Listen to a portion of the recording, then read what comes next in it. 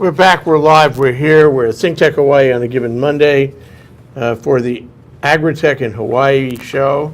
That's the series. It appears every Monday from 4 to 5, and with the help of the Department of Agriculture of the state of Hawaii. And my co-host today is Liz Shu.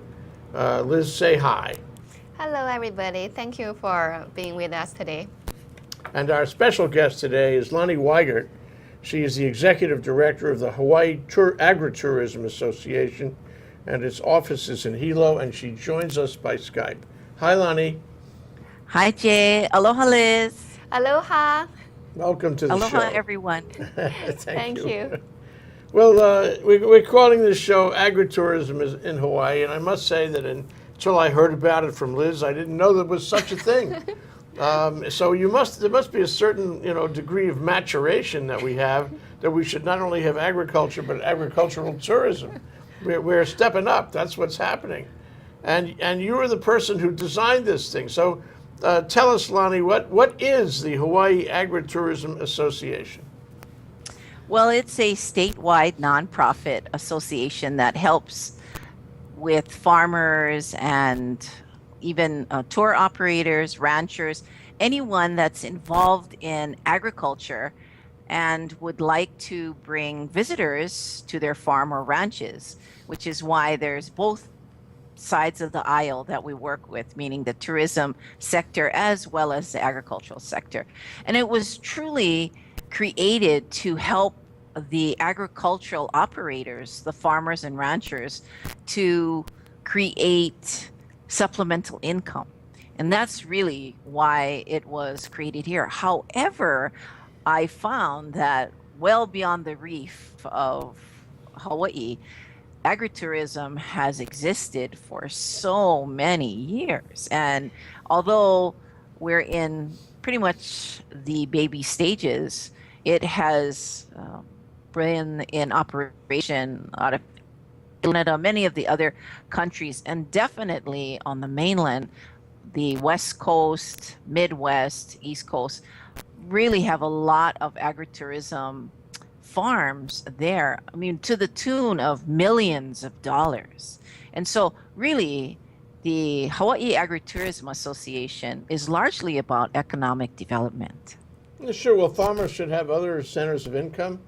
I mean, for example, Ulupalakua Ranch in Maui has wind, and this is a major thing. If you talk to them, they will tell you they need this as another center of profit center to supplement their regular ranch income. So farmers in Hawaii need this, and what you're doing is a real blessing for them, I'm sure. I'd like to tell you my own story, though. This is back about 10 years ago or so. My wife and I went to Italy on a walking tour. It was a wonderful tour. It was called Tre Laghi, means 3 lakes, and in Italy, and it was all about going to farms. We walked to farms, and the farms would be in these spectacular locations. And at the farm, we would have a tour of the farm, and they would feed us. They would feed us the produce from the farm, and they would feed us. Let me add, they would feed us the wine from the farm, which actually made it put another level of complexity on it. And it was a wonderful experience to do that. We met so many interesting people, and they met us. The whole thing was an engagement. They were as interested in us as we were in them. There's a certain freshness about farmers, I think, and they're just happy. Right. They're happy to have people come and see them. So the guy's name was Marino. It was in the top of a hill in Tuscany. It was it looked down at all the hills there, all the way to the ocean, and he was drinking a lot of wine, and he began to get very friendly with everybody. He was a man who, in a farm, who was surrounded by about half a dozen women. It was just Marino, who was like 80 years old, and all these women. Then he drank and he drank and he drank, and finally, he got so familiar with us that he went down into his private storage there in the farm. And he came up with this big box, a big wooden box. And in the box, and he opened the box, he wanted to show us all what was in the box. And in the box were medals. Oh, wow. They were war medals, Italian war medals. He'd been with the fascists in World War II. and he'd forgotten that everybody in the room was American. But that was okay. We understood. Suffice to say, it was a great experience, and I want to go with you down the road here and sort of get a handle on what kind of experience one has with your tours. I take it that you are more than just an association of people who organize tours. You actually help them organize tours. Am I right? Yes, we do train the farmers to learn how to diversify their income, because that's exactly what they are doing. Very similar to Ulupalakua Ranch, who diversified into Wynn. They too have tours on their property going to the winery. So it's, oh, Cell phone? Well, it sounds very high tech. yes. It's a high tech show, Liz. Lani is really great. She's Yeah. Sorry terrific. about that. No problem. I'm just waiting for it to go away. Yeah. Okay. Oh, it sounds shrill. Okay. Oh, it's just. Okay. Anyway, so how did you connect, Liz? I mean, is this a function of the Department of Agriculture that you met Lani? I met Lani last year at the Ag Day, on Ag Day in the state capital. So I got her card, and I have attended the 2 meetings this year. Their membership meetings, so I learned a lot. I found that very intriguing. Membership meetings of the Hawaii Yes, AgriTourism HATA meeting, Association. yes. So were they well attended? Sorry, that was our. That was an alarm that actually went off. I Okay. see, I Anyway, see. okay, So back- Jay asked me how I met you. So I told him I met you at the on the Ag Day at the state capitol last year. Oh, Right. yes. Yeah. Yes. So It- my question was, Lani, do you help them actually organize the tours? I guess what I'm imagining is that if you're a farmer, most farmers know how to farm, but they don't know how to give agritourism tours, and Yes. somebody has to show them the way and also make it the best it can be and make it consistent among all the members. So Right. somebody's got to do that. I imagine that would be you, Lani. Oftentimes it is. However, because we have this organization, through networking, many of them learn by going to other farms exactly what model will work for them. And so Hawaii agritourism, besides being an economic development engine, it is largely based on education. So they do come to us to learn how to put their tour together. Well, what's interesting is that agritourism is really perfect for legacy farms, the multi-generational farms, because although the mom and pop who are probably still writing invoices with carbon paper, their adult children have been sent away to college and returned quite tech savvy. And so it's been wonderful to see the legacies continue through the children who initially the parents would never have wanted them to stay on the farm because they didn't want them to have to work as hard as they did. You know, they wanted them to become lawyers and doctors and what, nothing wrong with that. It's just that what finally happened is when a lot of the adult children returned from college, that generation is extremely opinionated in a very positive way, and they really feel that there's a need for social changes, and many of them decide to come back to the farm and help their parents. So there couldn't have been a better time than now. And as part of the AgriTourism Association, besides myself, I also have my daughter who is in that category. She came back from the mainland and showed you about technology? Yes, and Okay. so what happened is She when we didn't would set move that the alarm farms up together. just now, did she? Well, no, but when she came back and we started to hit the trail together, it was great for me to be able to relate to the patriarchs of the farm, and she would be able to instantly relate and connect to their children. So together we've been able to make quite some headway out there in diversifying income in agriculture. That's and great. Really, the initial reason that this came out was from an economist out of the University of Hawaii. And he started it way back in 2000, probably maybe in 1999, on the Big Island. And then what happened is I happened to go to one of his seminars on the Big Island.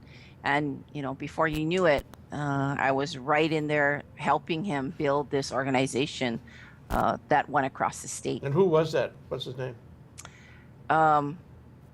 I don't know why it's going to I remember Paul Brubaker was the economist. Kent. In the bank. I don't know why. I'm sure it'll come to me. For But UH, though. Yeah. yes, for the UH. Maybe you know Wow. him, Liz. Kent. Oh gosh, he wrote books and all kinds of things. Okay. In Senior any professor, case, okay. he started the agritourism movement in Hawaii, and there were others, but he actually took it the farthest. And then I've had it within my hands since 2007, and I largely got involved in it because I had the lavender farm out in Maui at Okay, that we're time. going to talk about that in a minute. That's Lani Weigert. We're talking about agritourism in Hawaii.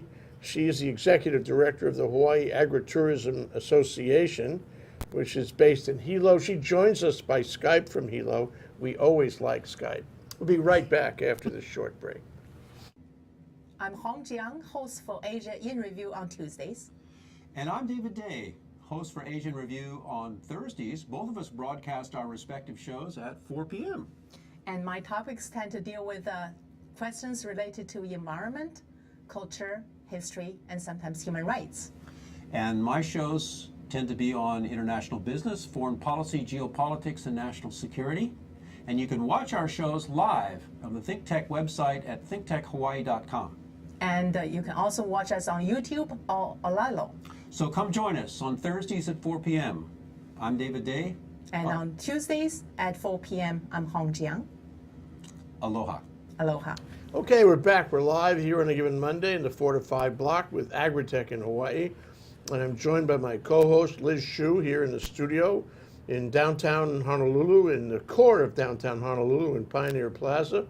And we are joined by our guest, Lani Weigert, who is the executive director of the Hawaii AgriTourism Association, talking about today from Hilo, where she joins us by Skype.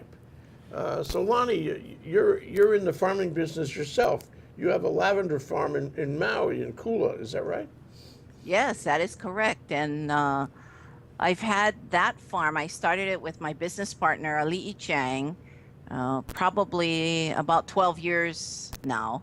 And so what happened is I got a Hawaiian Homes Award on the Big Island. So when I came to the Big Island, luckily, as legacy farms do, there's offspring, and Ali'i had his son join the business. So I was able to teach him, and now he runs the Kula farm while I'm on the Big Island, and I am currently with Hamako mushrooms.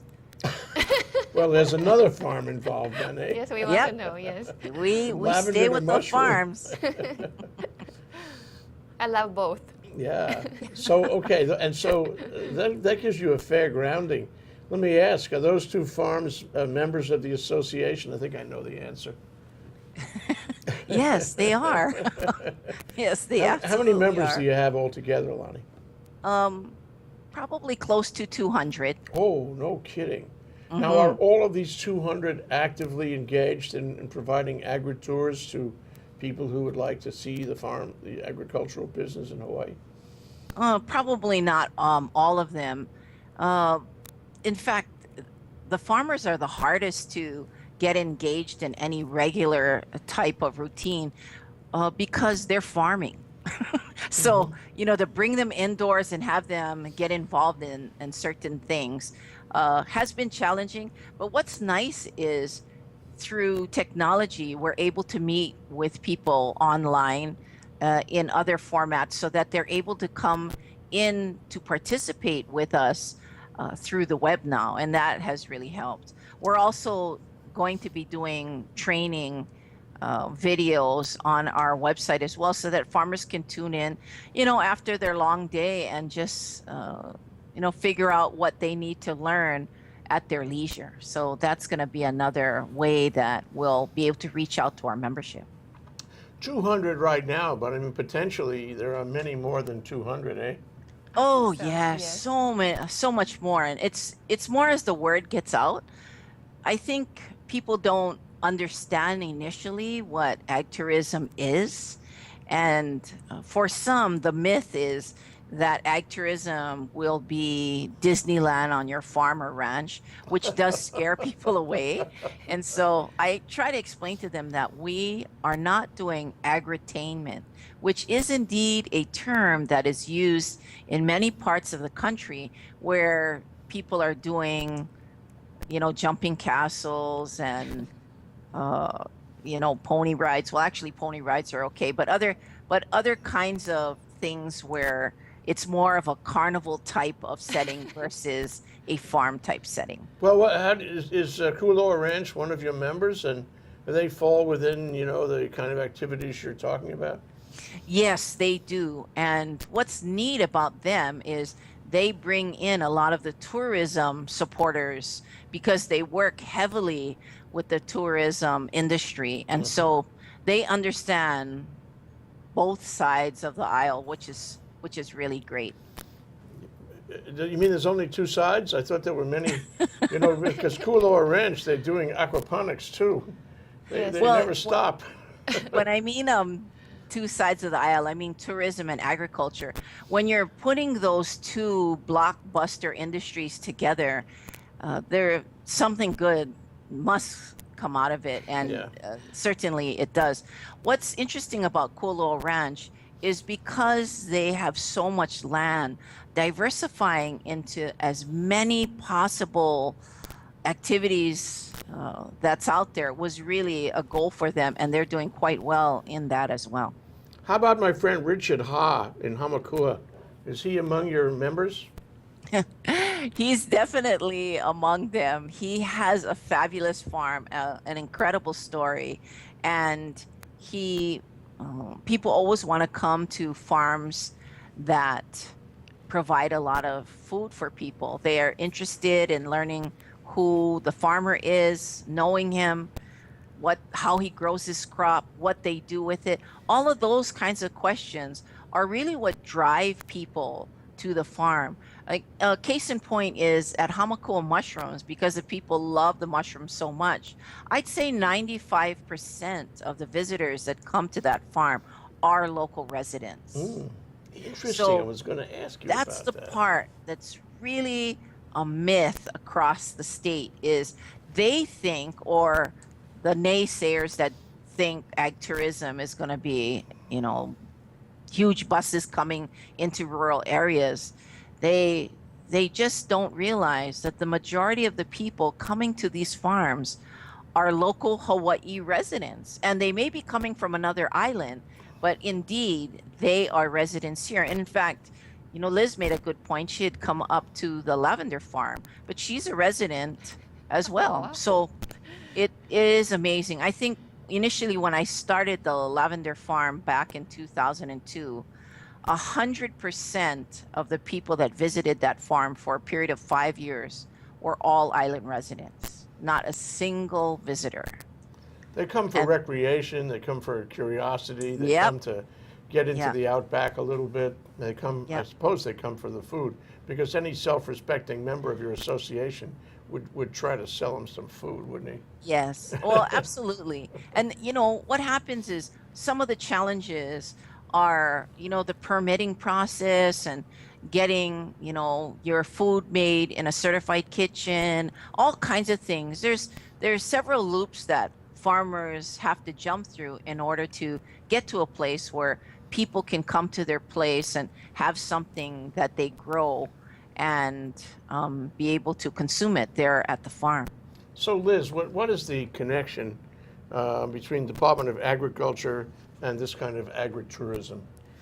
I know our market development branch gave Lani Hata some grant to support her effort to grow the organization to assist farmers to get a training and join HATA, join this industry. Good, So, good, yeah. good. So you're behind it. You want to see this grow. Yes, yes, totally. Yeah. I think Chinese tourists and other foreign Oh, visitors sure. would love to see this because several years ago, my friend from China said, "Oh, can you give my friends, 2 friends, a tour of Hawaii?" Besides that, they would love to have lunch with a family, a local family. They want to know how they live their daily life. They want to experience their life. So going to the farm here, they can not only experience the farmer's life, they appreciate the production side of food, local food production. It's very interesting for them. Well, so if I want to join, if I'm a farmer and I want to join, how do I do that? Is it just a matter of paying money? Do I have to qualify in some way? Do I have well, to you show would you I'm certainly, legitimate?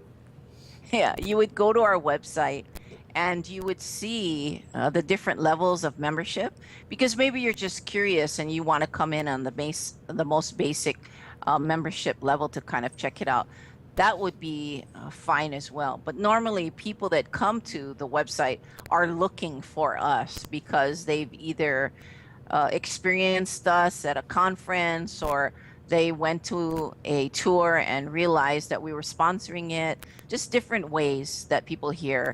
And we also do workshops too, and through the university, and that's another way that people will find out about us. So then go to the Oh, the website. extension service and all that. Yes. Now, suppose yes. I live in Omaha and I'm planning a trip to Hawaii, and I say, gee, I would really like to see a farm on the neighbor islands, well, anywhere in the state of Hawaii. I can go to your website too, which would be, let's see, hiagtourism.org, and I can arrange a tour on your website, or Yes, find you can. someone who can help me do that.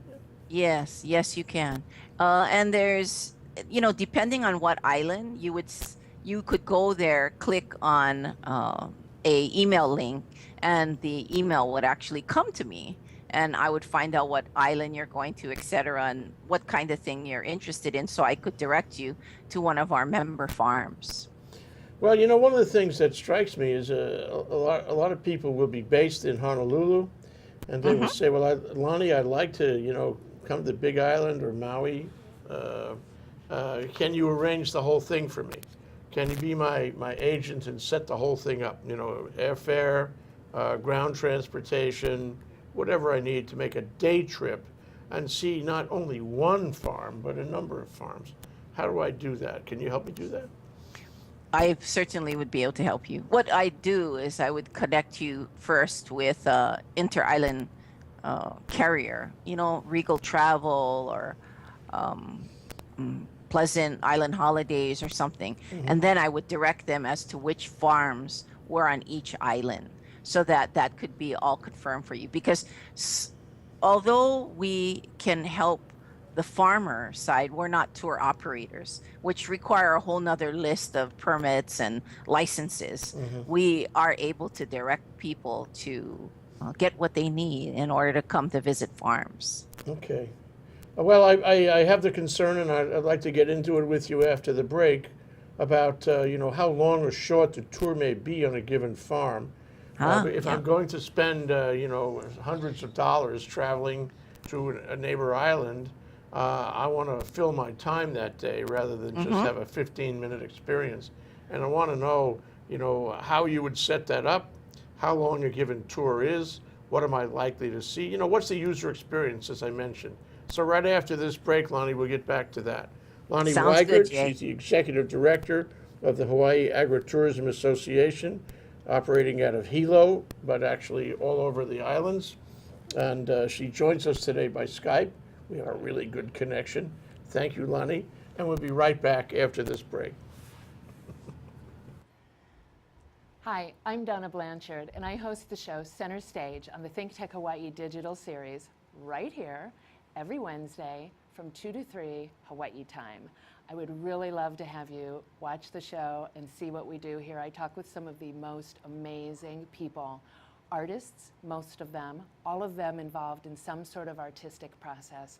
And our goal here on the show is to dig into that artistic process, and you would not believe what some people say, what some people do, what people go through to express. And these are people who have to express somehow, and I find that infinitely interesting. Not only that they have to express, but how they end up doing it. I really hope that you will watch the show and enjoy talking with some of these people the same way that I do. Thanks, and I hope to see you soon on Center Stage on the ThinkTech Hawaii Digital Series, Wednesdays from 2 to 3. See you soon. Okay, we're back. We're live. We're here at ThinkTech Talks here on a given Monday on AgriTech in Hawaii, which the Department of Agriculture helps us with. And indeed, in our studio, my co-host, Liz Shue. Say hi, Liz. Hello. And our special guest, which Liz helped me arrange, a really special guest, I really love this show, is Lani Weigert. She's the executive director of the Hawaii AgriTourism Association. And if you didn't know it, we do have a robust agritourism association growing in Hawaii and supplementing farmers all over the state. It's a great metric of how well we're doing in developing diversified agriculture. Great thing. Good for the department. Good for you, Lani. Anyway. Thank you so much, Jay. I wanted to get into the experience. You know, I told you earlier about my trip in Tuscany with my friend Marino and his World War II medals and all that. But, you know, suppose I wanted to take a trip and take my wife from Honolulu as a tourist or as a local person and spend my day on either Maui or Big Island or possibly both and see what's there. What can you do for me? What would it be like? How would I spend my day? Well, so if you told me, Lani, I want to spend the day on Kauai, and then the next day I'd like to go to Maui, and then maybe the next day I'd like to go to the Big Island. What I would do is I would figure out what airport you're going to come into, because it takes time to travel to each of these rural farms. Unlike your Tuscany experience where you pretty much walked from farm to farm, these farm clusters don't necessarily exist here in Hawaii as of yet anyway. People can come to a certain side of the island. Like I give you example, on Maui, there was a cluster of farms that we called Best of Upcountry. And it was amongst the Tedeschi Winery, the Lavender Farm, and the Surfing Goat Dairy. And so that basically covered the key farms that were in that one destination. And truly, that's what we are doing purposely, is we are creating a destination so people can come up there and actually spend the day and still get back in time for their luau or to catch their flight, to go back. And so it'd be multiple tours of multiple farms. Yes. And that's really a key to creating a destination of farms on whatever island that a guest is going to. Okay, so I mean, I really think that's important. For me, it would be, because I wouldn't want to invest all the money into making a trip to the neighbor islands or even multiple neighbor islands without having the sense that I was going to see the whole industry. I was going to see diversified agriculture in Hawaii. Yep. It would be more than one farm. It would, that's nice, but I want to embrace the whole thing, and it sounds like you do that. So now I get to a farm.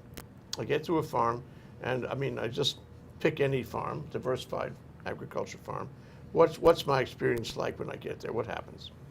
Well, depending on what the farm is, like say if it is say it's a flower farm, you get there and you go through the various orchards, you learn from the grower and farmer the history and heritage of that farm, which is very key to any of these experiences, which is why it is quite unique with regard to going to farms, because you learn about the family, you also learn about the destination in which you're going to, the area, the history of that, and then you would learn about the actual flowers themselves.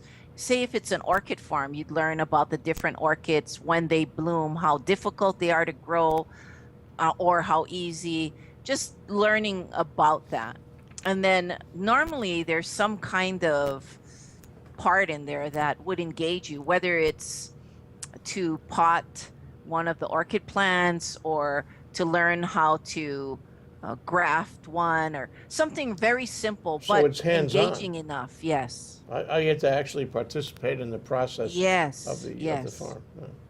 So it's not just visiting, it's more about the experience. And that's why an association like the Hawaii AgriTourism Association is so important, because a lot of the farms and ranchers need guidance. First of all, they don't realize that what they do every day is something that people would be interested in. Yeah. So they would tell me when I go there, if they wanted to create a tour, oh, well, we really don't have anything to tell them. But once I start to ask them, well, why are you here on the farm? Oh, well, my grandpa, my dad, they were all ranchers. You know, it's like there, you know, that's something. So where did your dad come from? I mean, there's so much to offer in that. And when people show up there, they're a guest, but when they leave, they definitely leave as a friend. And you experienced that when you went to Tuscany as well. Yeah, well, yeah, I remember though, and we have to cover this. I remember being at a picnic table under a canopy outside for a very substantial and local lunch with plenty of wine, and it was a memory that I have today, very very vivid memory of being there on the hill in Tuscany. And I think, if you have designer tours like the ones you're creating, farm by farm, no two are exactly the same. Yes. And they all have such character and vitality and relatability, memorable. All of them individually memorable. That really makes a difference for the people involved on both sides. But yes. What about the food? Am I going to have a merino experience? Am I going to have every possible produce carefully cooked by the people in the farm and prepared, on a lovely picnic table with some Tedeschi wine and all that? It's certainly possible. It really depends on the level of the farm. So say on the island of Maui, if you went to O'o Farms, they're owned by chefs. So yes, you are going to get the farm to table experience, and you're going to get it at a very high level, made right in front of you, where you eat under a koa canopy of beautiful flowers outdoors, etc. So it really depends on who's creating the experience and what their experience is with regard to the presentation. So some may be a lot more rustic, others may be more refined. finessed. Okay. It just really depends on the farmer themselves. But it's exactly as you said, though. Richard Hawes' farm would be a completely different experience than, say, going to Kualoa Ranch. So, both are agritourism, but very, very different experiences. And so if the desire to have the farm to table experience is something that you'd like, then there are definitely farms out there that would do it. Now, in Tuscany, there are certain laws, I'm sure, that really support ag tourism at the highest level. That political will is still yet to be discovered here in Hawaii. And What do so, we need to do, Lani? well, I've worked on this for years, and still to this day, I continue to do that. But at the state level, a ag tourism bill was created for the entire state, where ag tourism is definitely supported and allowed. However, the individual county governments have been very slow to the table with regard to creating the laws and systems that will allow people to operate an ag tourism farm with and be compliant. And so because everybody in the county doesn't really know where ag tourism fits, they'll throw ag tourism into building maintenance, where you have to go and get a special use permit, like you're building a commercial building when all you want to do is bring people over to your farm. and share what you're growing, and just it's just very bizarre. So I give you an example. Say if you have a coffee farm and you'd like to serve a cup of coffee, there's a special permit that's needed for that. Right. You can't just do that. Unlike, say, when you're in Tuscany and he just busses out the wine and is able to give Sure. everybody as much wine as they want. That would never be allowed here in, well, it won't be allowed for now. I'll never say never, because you just But don't know can you what will happen. imagine how that would perk things up? Yes. We would become, Napa Valley. yes. We could be just like Napa Valley, and people Yes. would come from everywhere in the world to see what was going on. And that's what Yes. we should gun for. So what do we need? We need county ordinances? Do we need a state statute? Let me ask Liz. What do we need? I'm not quite sure on this one. Well, what have you been looking for, Lani? What have you been Yes, lobbying for to We make this actually easy? need a ag tourism ordinance in each county, Mm-hmm. so that people would be allowed, farmers would be allowed to at least get out the gate, especially startup farmers, not farms that, have 100 acres.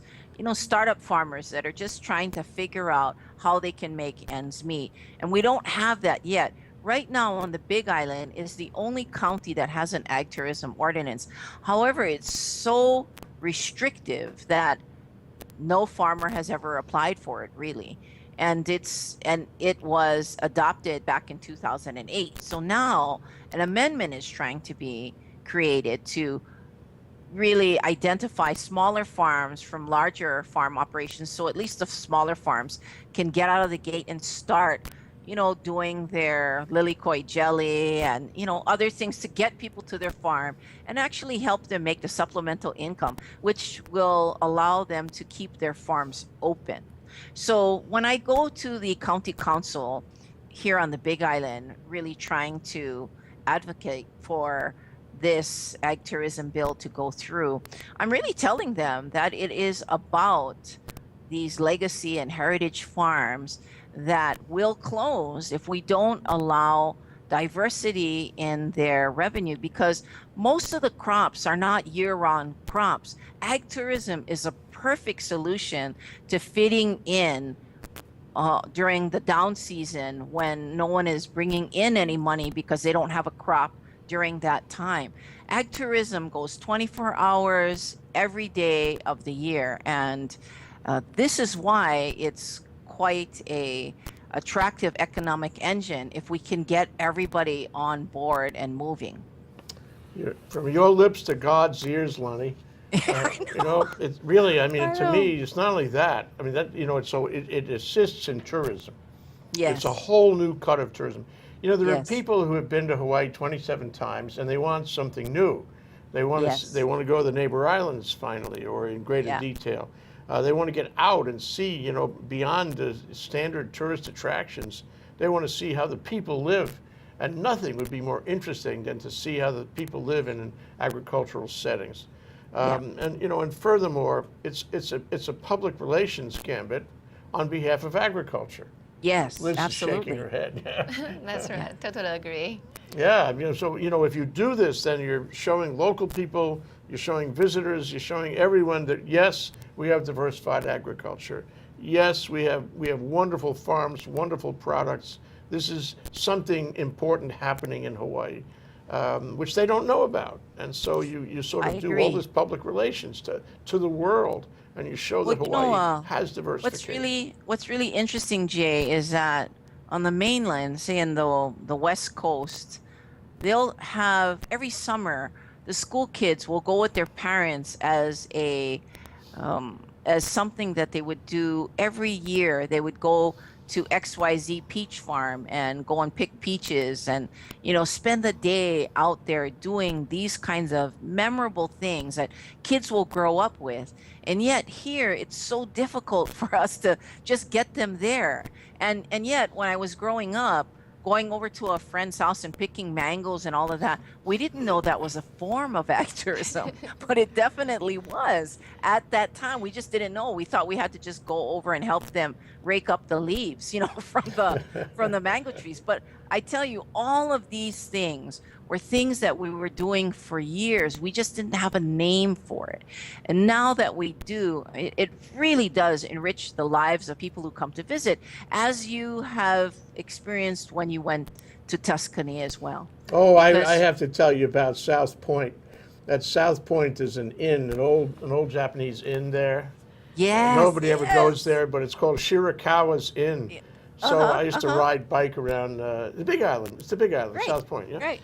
To ride bike to South Point, was one of our stops. We would stay at Shirakawa Inn, and Mrs. Shirakawa would, we would say, how about dessert with the meal? She would make a wonderful meal of local produce, and we'd say, how about dessert? You want dessert? Just go out in the back in the orchard.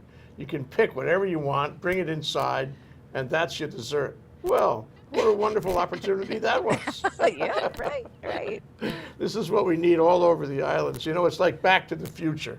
It's a nostalgic thing. It's deep in Hawaii's heritage, and we can have it now. We can put all the pieces together. You're doing that, Lani. Good for you. Thank you so much for coming on our show and telling us Thank you, about Jay. this. It's really an eye-opener, and we wish you every benefit, every luck to get all the ordinances through in all the counties and make this happen on a statewide scale. And Liz agrees with me. She's back Totally, behind you on 100%. everything. Yes, we salute to you for your effort. You're the pioneer. Thank you, Liz. Welcome. So that's Lani Weigert. She's the executive director of the Hawaii AgriTourism Association. She speaks with us from Skype, from Hilo, and here on a show we're calling AgriTourism in Hawaii on AgriTech in Hawaii, which is our Monday series, 4 to 5 p.m. here on ThinkTech Talks. Thank you so much, Lani. Thank You're you. welcome, and thank you, everyone.